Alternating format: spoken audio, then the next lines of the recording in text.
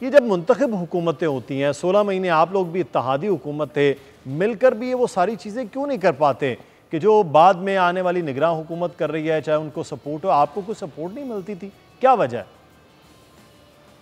دیکھیں، پہلی بات یہ ہے کہ نگران حکومت کے اوپر تو میں اسے کمنٹ کروں گی کہ نگران حکومت کا مینڈیٹ جو ہے وہ بہت محدود ہے، اور جس چیز کو آپ یہ کہہ رہے ہیں کہ کنٹرول میں آ رہی ہے، دیکھیں بارڈر کے اوپر جو ہے اسمگلنگ جو ہے وہ کسی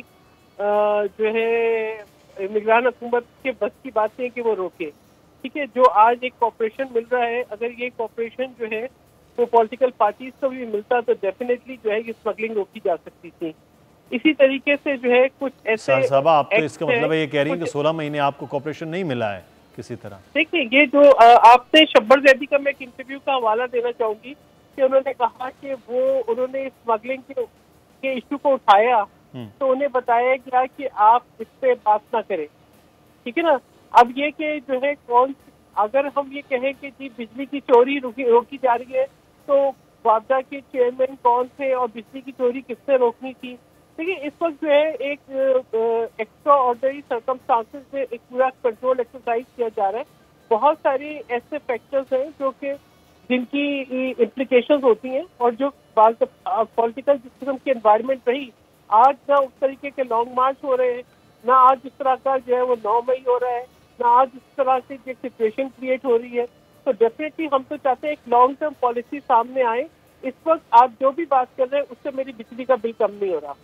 ٹھیک ہے۔ آپ جو بھی بات کر رہے ہیں اس وقت اس سے اگر میں دیکھوں کہ جو ایک عام آدمی ہے اس کے لیے چیزیں بہتر نہیں ہو رہی، بہت سارے ایسے ڈیسیجنز لیے جا رہے ہیں جس کی وجہ سے چیزیں ہالٹ پر ہیں، چیزیں امپروو نہیں ہو رہی۔ تو یہ جو میں سمجھتی ہوں کہ یہ ایک وقتی چیز ہے، جو اس سے پہلے بھی جب بھی آپریشن ہوتے ہیں، جب بھی جو ہے کوئی ایکشنز ہوتے ہیں تو وہ چیزیں آ جاتی ہیں۔ ہمیں لانگ ٹرم پالیسیز کی طرف دیکھنا ہے کہ پاکستان کو اکنامیکل کرائسس سے باہر نکالے، اور اس کے لیے ریفارمز کی بھی ضرورت ہے، اس کے لیے کوآرڈینیشن کی بھی ضرورت ہے، اس کے لیے کنسسٹنٹ پالیسیز کی بھی ضرورت ہے۔ تو یہ اسی وقت آئے گا جب ملک کے اندر پولیٹیکل اسٹیبلٹی ہوگی۔ ابھی چیزیں جو ہے وہ جس طریقے سے پروجیکٹ ہو رہی ہیں، ہم میں بھی آپ اس کے آفٹر افیکٹ، اب کل وزیر اعظم نے اعلان کر دیا کہ جی کپاس جو ہے وہ 8,500 سے کم نہیں دیتے۔ تو میں یہ سوچ رہی ہوں بھائی کپاس تو ختم ہو گئی، جب یہ پورا وقت کے اندر جو ہے جب کاشتکار رو رہے تھے تو آپ کہاں تھے، ٹھیک ہے۔ اسی طریقے سے جو ہے ایک چیز کی قیمت کم ہوتی ہے، دوسری چیز کی بڑھ جاتی ہے، اور وہ بہت سے نا عوام کے ساتھ جو ایک کرائسس سچویشن ہے وہ بہت سیریس ہے، اس کو آپ کیموفلیج نہیں کر سکتے، اس کو آپ یہ نہیں کہہ سکتے کہ یہ کوئی ایسی، نہ ہمیں جو ہے فارن پالیسی کے اندر کوئی ایسی چیز نظر آ رہی ہے۔ پاکستان سے مطلب جن ایشوز کے اوپر پاکستان بہت اسٹرانگلی کھڑا ہوتا تھا، ان ایشوز کے اوپر پاکستان تو کہیں نظر ہی نہیں آ رہا۔ تو میں تو بالکل یہ سمجھتی ہوں کہ صرف پولیٹیکل اسٹیبلٹی اور long term economic stability, consistent policies اسی وقت آ سکتی ہیں جب ملک کے اندر ایک الیکٹڈ حکومت ہو، نہ کوئی ایسی انویسٹمنٹ آئی ہے جس کا بہت ذکر ہو رہا تھا کہ